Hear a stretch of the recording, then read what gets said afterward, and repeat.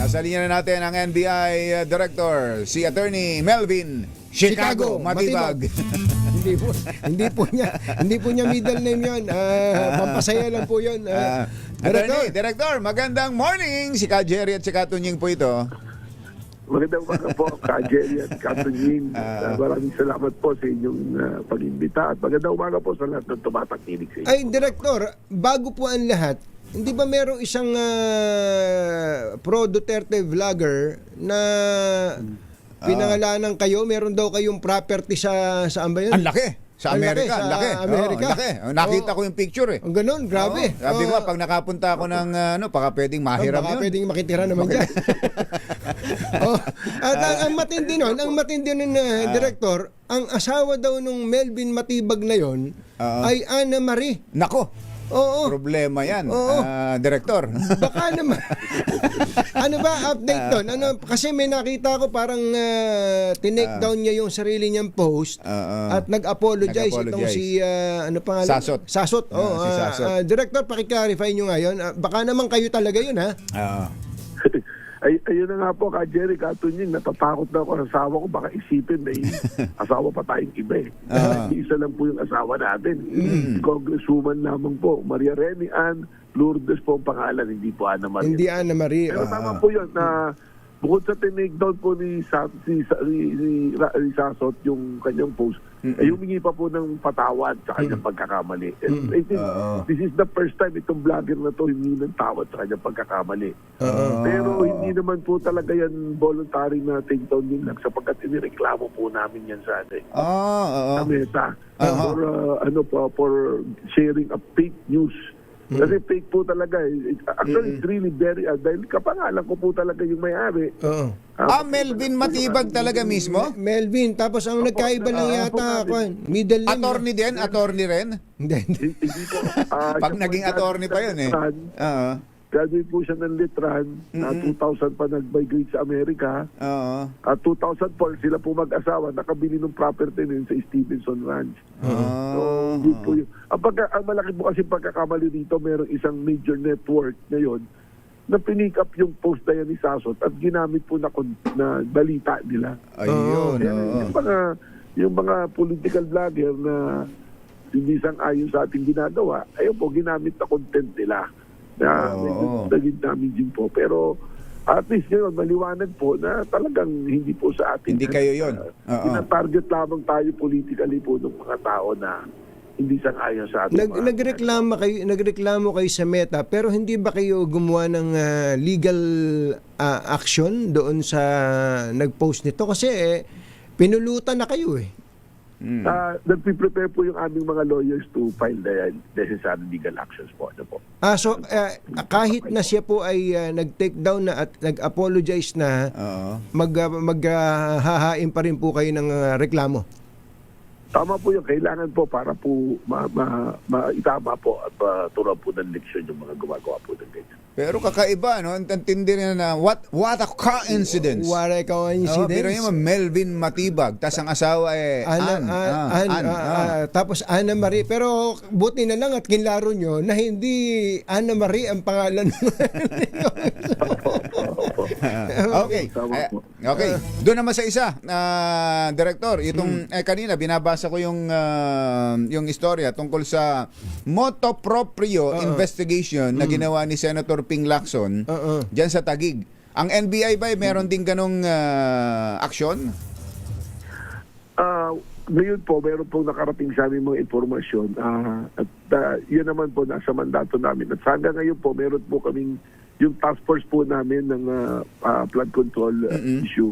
Buhay pa po yan. So lahat po ng issue tungkol sa flood control po papasok po doon. And we are undertaking investigation din po na parallel po. Pero hindi naman personal ito, Director, dahil alam ng mga at napanood ng mga kababayan natin kung paano kayo nagkasagutan sa media, sa mga balita ni Senator Alan Peter Cayetano. Well, wala pong personal eh. Lahat naman po ng ginagawa namin, we are driven by the evidence, by the rule, by the law, saka po yung procedure namin.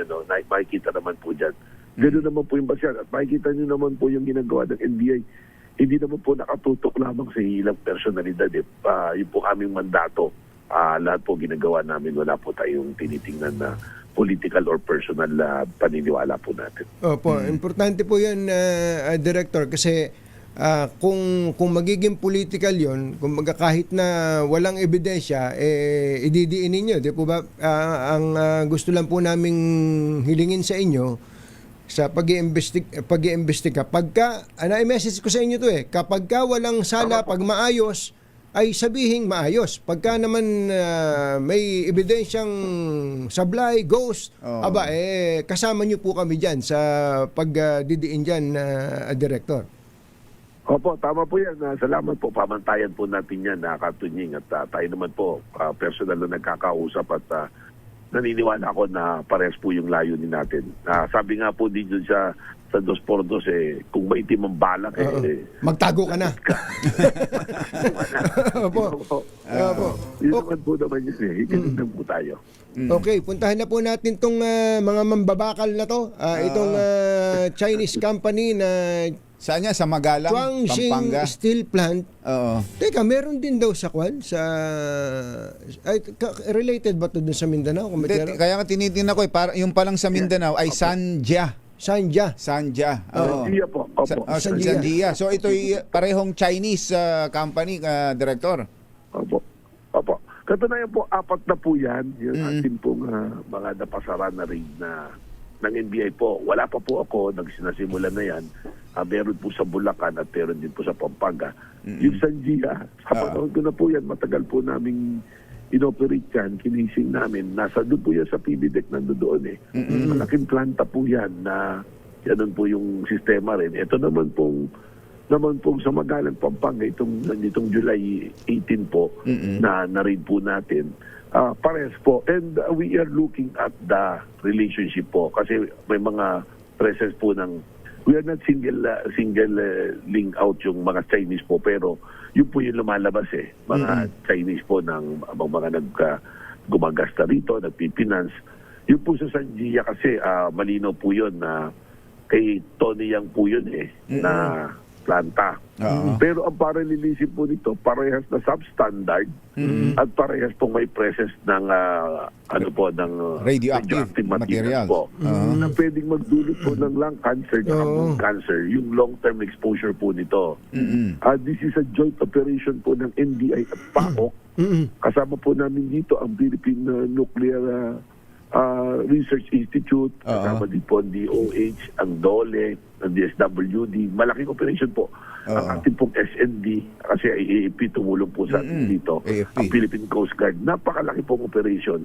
Ang target po natin dito, yung substandard niya, saka yung health issue. Tama. Po yung publiko natin. Radioactive materials, sigurado masama sa kalusugan yan. So kasama ninyo pati DOH, DNR ba? Kasama rin nyo rin dyan? Dapat.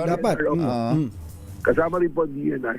This is a really multi-agency na this is all the way to the President. Ang mandate po, ang instruction po the President dito, directive is habulin po talaga at ipasara itong mga planta na ito. At sa ngayon po, meron pa po kaming mga plantang minomonitor. Medyo marami po ito. Just cannot give the details and the numbers because baka po masunog yung ating ongoing operations po dito. Pero ang very alarming po rito, ka Jerry Katunying, yung sa Sanjia po, nung tinignan namin yung markings po nila doon sa bakal, at naalala niyo po, Lumindol, may gumuho po mga building. Marami po dito sa mga building na to, nakita namin yung bakal na ginamit, markings po noong galing sa Sanjia. Nakakatakot naman yun. Tama po. Sa Angeles naman po, yung marking naman ng Chuanxing, nandun yun ang nakita. Presence din po ng mga bakal. Opo. Doon sa gumuhong building na yun. Pinapalawak pa po namin yung investigasyon na to. Kahapon may nagtanong po sa aming press briefing kung baka mamaya may mga flood control na project na nakakuha dito. Nako po. Hindi po namin inaalis po yung possibilities na yun. Tinitingnan po namin ngayon yung mga inventaryo. Hinahanap po namin yung inventaryo nung binenta nila. At malawakan po na pag-imbestiga. Medyo yung yun po yung isang malaking pinagkakabalahan po ng ating pong National Bureau of Investigation ngayon. Oo. Sapagkat this is a very big issue para po sa ating publiko. Isipin niyo po, health saka safety po pinag-uusapan natin dito. Hindi ko kaya national security, issue na ng national security ito, Director, dahil mga foreigners mga Chinese company na gumagawa ng bakal, tapos mga substandard, tapos bibili tayo, magtatayo tayo ng gusali, konting uga lang, guho. Parang ibang klaseng giyera ito, Director. Maganda po yung tanong nyo para po kayo nag-graduate sa Ayusin mo, Kweli. Ayusin na yung Kweli. Sandali po, Director. Ayusin ko lang. Alam po ninyo, ang issue namin dito malaki ngayon, law enforcement. But of course, yung pong ganyang issue will bring into the higher level.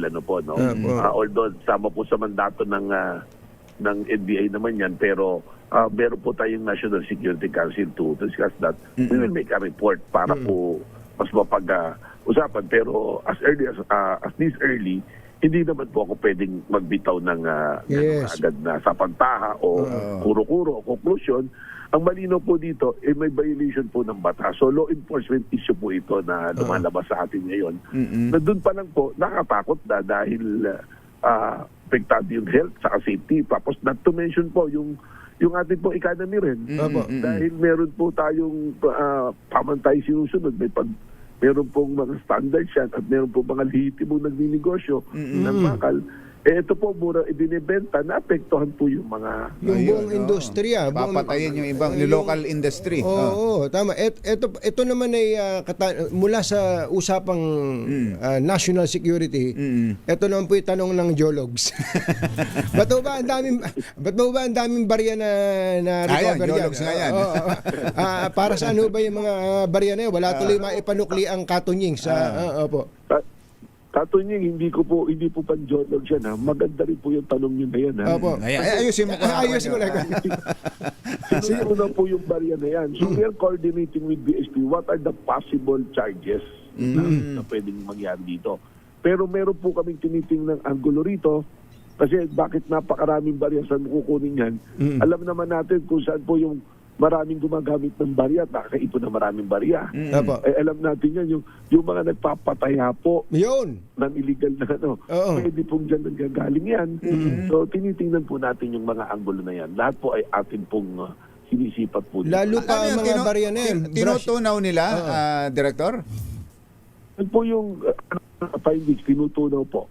Tapos, hindi pa po natin alam kung saan gagamitin. Saan nila ginagamit? Gagamitin para sa bakal.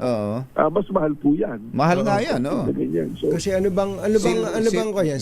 May halong silver brass yung iba. Kaya ko po tinitingnan na maaaring galing sa illegal na pasugal. Pag makaibok ka ng ganyan kadaming barya, hindi mo naman po maipapasok ngayon sa bangko. Tama po. Kasi magkakaroon po. So maaaring, kasi itong nagpipinas na mga personalidad dito, iniipon yung pera nila, mura yung benta nila. So it could be a form also of money laundering.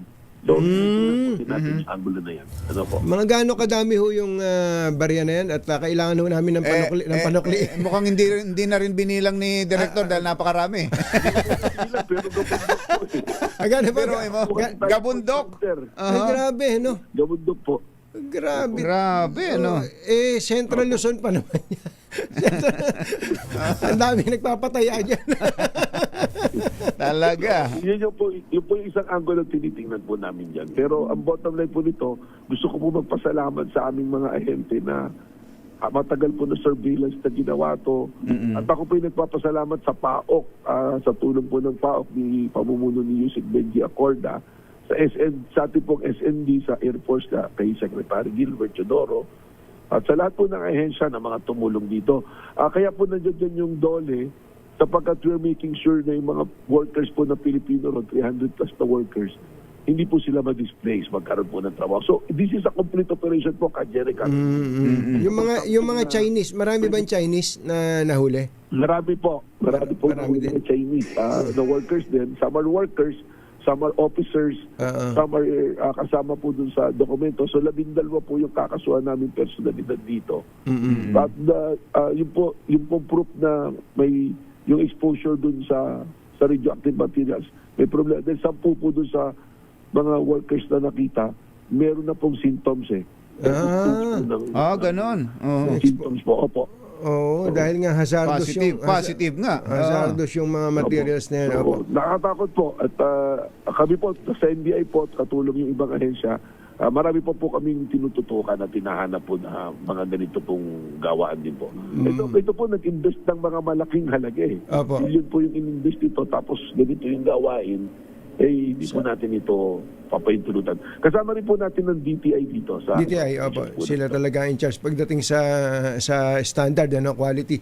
Okay, Attorney Melvin Matibag, sir. Maraming salamat. Magandang umaga po. Maraming salamat po. Magandang umaga po. NBI Director Attorney Melvin Matibag.